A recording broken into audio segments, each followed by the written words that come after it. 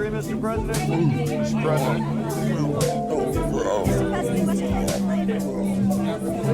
All right, folks, we're going to have to clear away. Mr. President, President. Wow, I believe that was definitely the perfect representation with the media frenzy and love affair with the current president of the United States. Welcome back, beautiful and amazing human beings. This is Luke Rudowski of WeAreChange.org. Lots of very important news to get into, especially when it comes to the dangerous levels that the U.S. military-industrial complex is becoming woke, focusing on the divide and conquer agenda that is engulfing the rest of society, as China is literally using woke talking points in order to try to establish a geopolitical advantage over the United States. Lots of ridiculousness, insanity. We're going to cover that plus a lot more. But before we do, the clip that we played in the beginning of this broadcast is by Post America. They definitely provide some very entertaining and thought-provoking videos. Their channel is linked down below so you could find more fascinating footage that they provide. And they're not too far off with reality, which is strange and weird in its own sense, as literally the mainstream media is fawning over Biden sucking down some ice cream, as a new poll released just highlights how a majority of Americans believe that Biden is not mentally capable of executing presidential duties. Yeah, that definitely restores your faith in government. All of this is happening as a former president just announced today that he is filing a class action lawsuit against Facebook, Twitter, and Google for censoring him, as Donald Trump announced that he is litigiously going after the CEOs of all of these companies for not just the censorship of him, but the censorship of, quote, conservatives. The lawsuit is asking for punitive damages for this, quote, cancel culture that has been created by big tech social media monopolies that essentially control free speech communication platforms that are major communications highways that a lot of people can't avoid. What will happen with this lawsuit? There's conversations about liability for $1 trillion. There's a lot of different things happening. We, of course, will be following this story very closely and continue to report on it as, of course, it's updated. In other legal news, we also got announcement today that the United States can appeal a UK ruling not allowing the extradition of Julian Assange. This could only be done on a limited basis and might potentially signal the release of Julian Assange, who literally is sitting in solitary confinement for committing acts of journalism, informing the general public of what the governments were doing behind their backs. This case is a travesty of injustice and definitely deserves a lot more attention than it's currently getting. Also, today in the news, we heard that the Haitian president was assassinated by gunmen inside of his home after English-speaking men pretending to be the DEA conducted a nighttime raid of his home at 1 o'clock in the morning and then shot and executed the president of Haiti. The first lady of the country was also shot. She's fighting for her life. Why did this happen? What was the motive here? We still do not know. Some people are speculating that this assassination was carried out because of the potential dictatorship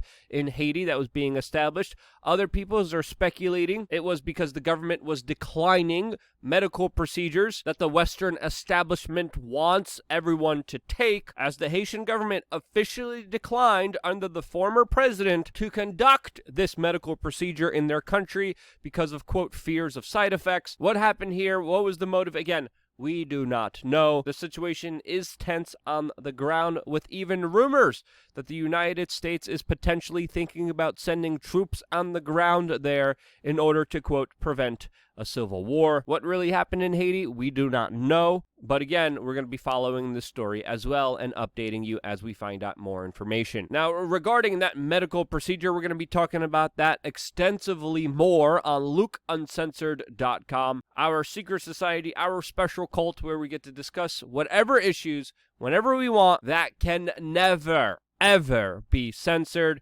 This platform is something that I've been truly putting a lot of my time and energy into. I'm very happy that I have been doing that. Community on here is incredible. If you haven't checked out LukeUncensored.com yet, what are you doing? click the link down in the description below. And also, if you're interested in second residencies, expatting, living life in places where your dollar goes a long way, well, check out relocatesafe.com. They are doing specific webinars for American citizens, helping them discover a lot of the opportunities that are, of course, are in Latin America. Some opportunities are closing. Get in the information by signing up on relocatesafe.com. They're a company that I've been looking at for a number of years. We just started working with them. I heard nothing but positive reviews for years, and they helped a lot of people, and I think they could potentially even help you. Now, the current American foreign policy doctrine is absolutely perplexing right now, especially in the larger context of what's happening geopolitically,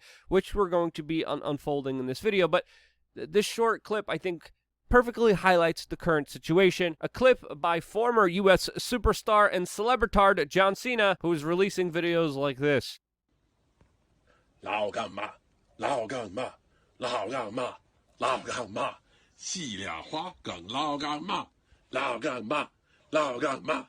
Yeah, someone should definitely check in on John Cena, especially after his public apology and groveling after accidentally saying the word Taiwan. That video that he released is perplexing, just like the rest of American foreign policy, which literally looks like it's just interested in kicking over the beehive, especially in the Middle East. We talked about this extensively with what was happening in Afghanistan yesterday. If you haven't watched that YouTube video, I definitely recommend it that you should. Right now, there's continued attacks happening in Iraq between American forces and militias, but that is not getting enough coverage as the latest announcement by Raytheon that they are, quote, going woke. Yes, the soulless company that has created weapons and munitions with no bid government contracts that they were able to exploit through manipulating almost all forms of government. A company that literally makes its business off of the blood and endless souls that they have taken away from this world is now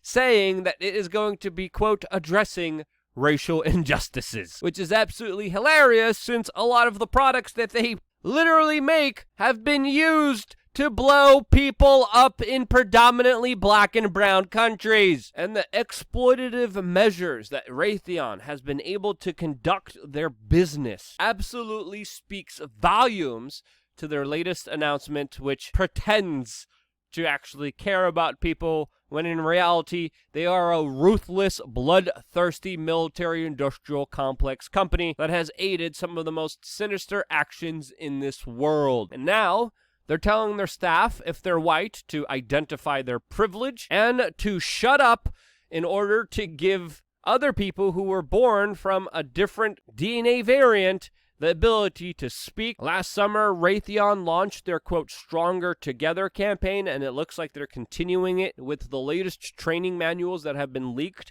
to the general public, which are absolutely absurd. And when you look at a lot of these, quote, trainings, they are racist themselves and do the exact opposite of racial justice. They create injustices, they create awkwardness, they create tension, of course, pushing along for the divide and conquer agenda, which absolutely confuses the crap out of the general public and has them afraid of interacting with one another, because this ideology empowers the victimhood mentality and the larger cancel culture that there's no retribution from ever. The top of Raytheon's most privileged group is, of course, white, straight Christian men, while they promote an ideology that literally views people lesser than them because of the way that they were born. And this type of insane ideology that does a lot more harm than good is being institutionalized in many schools, and not just in military contractors, but of course the U.S. military and the Pentagon itself, as a U.S. Air Force Academy professor just publicly announced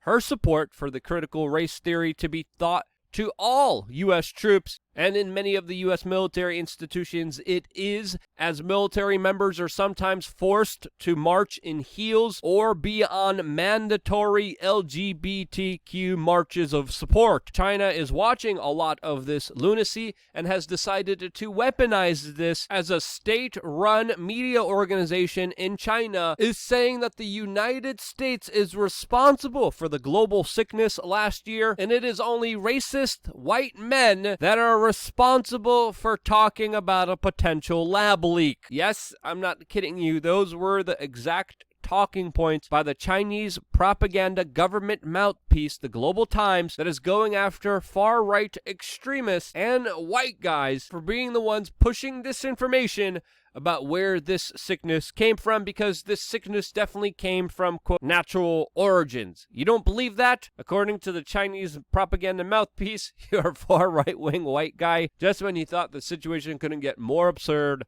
here we are. By the way, this is the same Chinese government that openly is promoting males to be masculine and is censoring and in some cases jailing people who are part of the LGBTQ plus community in China, since China is dealing with the population crisis that they are trying to offset with very heavy-handed government policies. And that's why we're getting new reports of China getting rid of all LGBTQ plus groups, all feminist groups on their big tech platform WeChat. We're also getting reports that Elon Musk and the Tesla company officially was also asking the Chinese government to help censor social media posts that were critical of the company. Again, these are reports. Now, these reports weren't independently verified, but they wouldn't surprise me to be true, as previously Elon Musk has also groveled and, quote, admired the economic prosperity of China, a country that is becoming more and more at odds with the United States. And more American businessmen, media pundits, and politicians are becoming more politically aligned with, especially after pushing failed policies and then blaming